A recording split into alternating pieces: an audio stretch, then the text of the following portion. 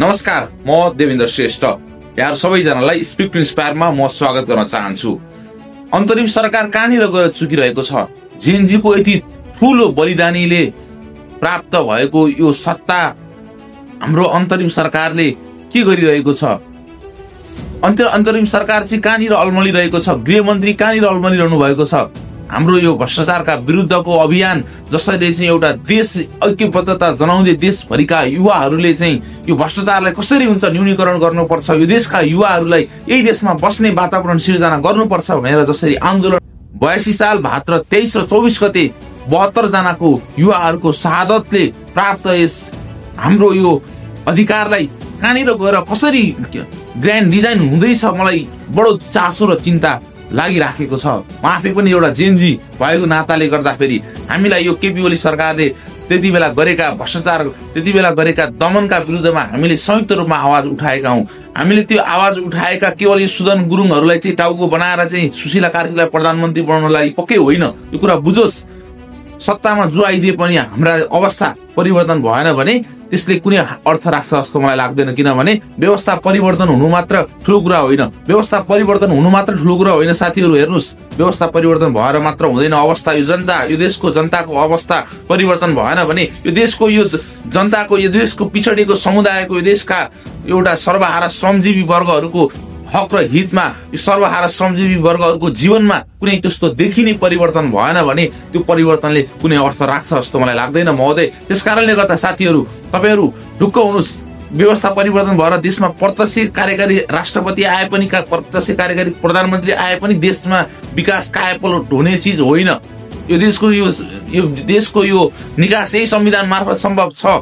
धेरै विश्वमा यस्तो धेरै राष्ट्रहरू छन् जसले चाहिँ प्रत्यक्ष निर्वाचित प्रधानमन्त्री पाएर पनि त्यो देश चाहिँ झन् पहिलाको भन्दा झन् अविकसित भइराखेको छ। यो देशको मूल जड भनेको भ्रष्टाचार हो। र यो भ्रष्टाचार नेताको मात्रै होइन, यो सरकारी कर्मचारीको पनि जुन एउटा भ्रष्टाचार चाहिँ हामी यसरी भ्रष्टाचारमा दलदलमा यसरी फसेका छौँ कि त्यो भ्रष्टाचारको दलदलबाट हामीलाई उठ्नको लागि चाहिँ निकै समस्या परिरहेको छ। देशको निकास के हो त? कसरी हुन सक्छ त? मेरो सुझाव पहिलो भनेको एउटा 2046 साल यताका सम्पूर्ण भ्रष्टाचारका काण्डहरूको फाइल एउटा शक्तिशाली आयोग बनाएर त्यो आयोग सरकारले गरेका निर्णयका विरुद्ध गर्नुको पक्षमा उभिन सक्ने खालका आयोग हामीले बनाउन पर्छ। त्यो शक्तिशाली आयोगले कुनै पनि भ्रष्टाचारीलाई, त्यो भ्रष्टाचारीको पैसा जमिन मुनि गाडेर राखिएको छ भने पनि त्यहाँबाट निकाल्न सक्न पर्छ। स्विस ब्याङ्कमा लगेर राखेको छन् भने पनि त्यो निकाल्न सक्न पर्छ। विदेशी बैंकहरूमा राखेका छन् भने पनि त्यो निकाल्न सक्न पर्छ। विदेशमा लगानी भएको छन् भने पनि त्यो निकाल्न सक्न पर्छ। त्यो आयोग बनाऊ। र दोस्रो कुरो, हामीलाई यो अन्तरिम सरकारले चुनावको मिति घोषणा भइसकेको छ।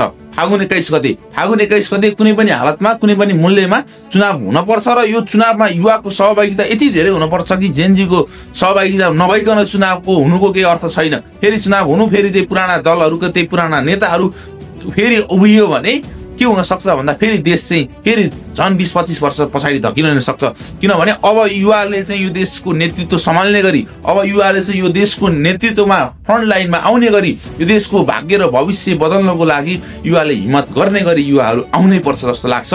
तपाईहरू नआइकन, हामीहरू नगइकन यो देशको परिवर्तन हुन सक्छ जस्तो मलाई कदापि लागेको छैन। त्यसकारणले अबको निर्वाचनमा युवाको सहभागिता अनिवार्य रूपमा हाम्रो तर्फबाट हामी नबन्ने को बन्ने भन्ने हिसाबमा तपाईहरूले चाहिँ नेतृत्वको लागि तपाईहरू तयार भएर आउन सक्नुपर्छ जस्तो मलाई लाग्छ। र अर्को कुरा, हामीले चाहिँ यो 2082 साल भाद्र 23 र 24 गते चाहिँ जसरी 72 जनाका हाम्रा जेएनजी शहीदहरू उहाँहरू बन्न बाध्य हुनुभयो, घाइतेहरू हुनुभयो, उहाँहरूलाई चाहिँ यसको बनाउने, यस्तो अवस्था निम्त्याउनेको जिम्मेवारी के हो? त्यो पुलिस प्रशासनलाई भिड नियन्त्रण, हुलदुङ्गा नियन्त्रण गर्छन् भन्ने थाहा नभएर हो र?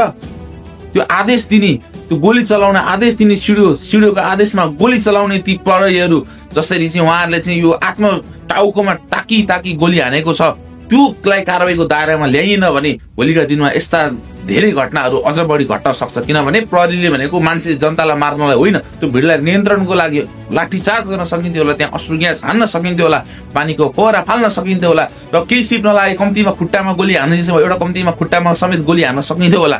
तर टाउकोमा चाहिँ जसरी प्रहरीले चाहिँ ताकी त्यही माथि एउटा निहत्ता विद्यार्थीहरू जसको गिदी निस्केको छ तिनीहरूको लागि चाहिँ जसरी यो प्रहरीको दमन भएको छ, त्यो तिनीहरूलाई कारबाहीको दायरामा ल्याएर नेपालको संविधान 2072 अनुरूप नेपालको कानून अनुसार कारबाही हुनुपर्छ।